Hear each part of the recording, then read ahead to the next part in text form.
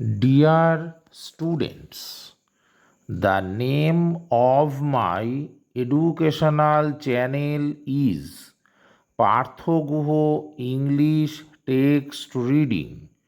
Through this channel, I have been teaching English textbooks for classes 9, 10, 11, and 12 of West Bengal Board and Council, classes 7, 8, 9, 10, 11, and 12 of CBSE Board, also BA English Honors and Pass Course, LCC English and MA English of different universities. Go through your textbooks with me. Share the video with your friends and don't forget to subscribe my channel and press the bell icon to get all the notifications of new video classes provided by me for you. Now let's start.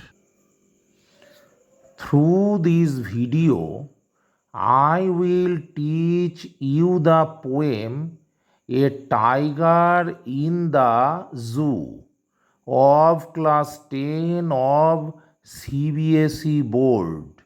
This poem is composed by the British poet Leslie Norris.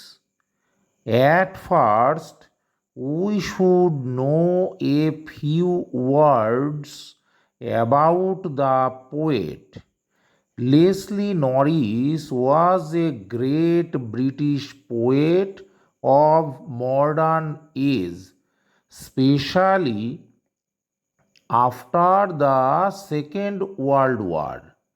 He was born on 21st May in 1921 in the United Kingdom and died on 6th April in 2006 in the USA. George Leslie Norris was a prize winning poet and a short story writer also. His famous works are Finding Gold, The Loud Winder, Phoenix Living Poets series Ransoms, Mountains, Polecats, Pheasants, Sliding, The Girl from Cardigan, Norris's Ark, Holy Places, A Tiger in the Zoo, etc. The Tiger in the Zoo was composed in 1938. This poem contrasts or compares a tiger in the zoo with the tiger in its natural habitat. Habitat means living place. The poem moves from the zoo to the jungle and back again to the zoo. Now I am going to discuss the first stanza. Listen to it. He stalks in his vivid stripes. The few steps of his case on pads of velvet white. In his quiet rays.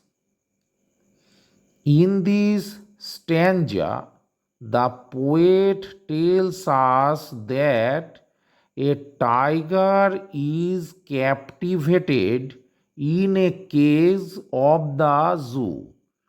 The tiger has vivid stripes on its body, just like other tigers who move freely in the jungle. It can only stalk or walk slowly a few steps inside the small cage. Its padded feet reduce the sound while it moves. Moreover, the poet says that his rage or temper or uncontrollable anger becomes quiet in captivity or prison. The wild instincts of the tiger are made silent and mute by the cage. Now listen to the second stanza. He should be lurking in shadow, sliding through long grass, near the water hole where plump deer pass. In the second stanza, the poet speaks on what is suitable for the tiger. At this time, it should be in the forest, lurking in shadow and sliding through grass. It should be near the water hole where the plump deer pass. Whatsoever through this section the poet presents the imagery of the wild, it also depicts the tiger's instincts. Now I will discuss the third stanza of the poem. He should be snarling around the houses at the jungle's edge, bearing his white fangs, his claws, terrorizing the village. According to the poet, the tiger should be snarling around houses at the jungle's edge. Moreover, the poet uses terrifying imagery in this section. The white fangs and claws of the tiger are symbols of power and dominance. It also symbolically represents fierceness and cruelty. These features make the caged tiger a real tiger of the wild, but it is unable to act in such a way that once might have terrorized a village or human habitation. Now listen to the fourth stanza of the poem. But he is locked in a concrete cell, his strength behind bars, stalking in the length of his cage, ignoring visitors. In the fourth stanza of A Tiger in the Zoo, the poet says, men kept the tiger behind the bars of concrete. Here, the bar is a metaphor for captivity. The cage has even lost its strength.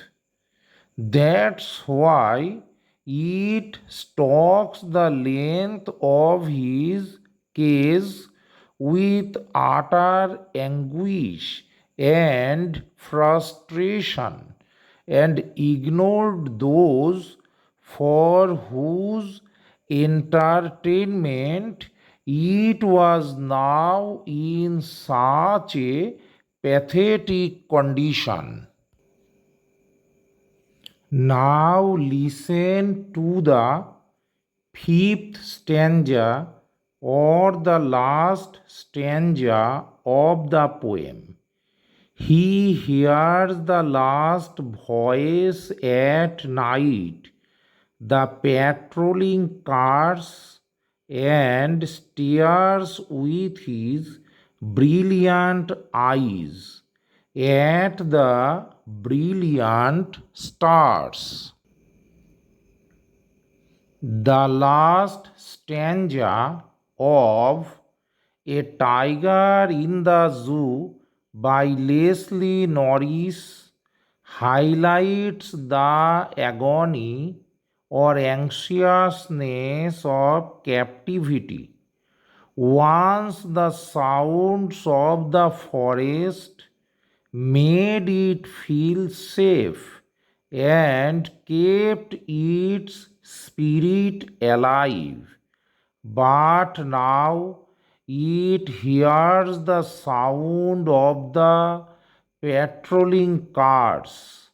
It stares at the brilliant stars with its glowing eyes and tries to find solace. The stars remind the tiger of its present situation. The stars shine in the open and free sky, but its star-like brilliant eyes see them from behind the bars of the cage. It makes the poet feel sad about its pain and the condition of confinement. I finish here this video. I hope you have understood. If you have any question, write it in the comment box. I must try to answer your questions. I will communicate with you in my next video.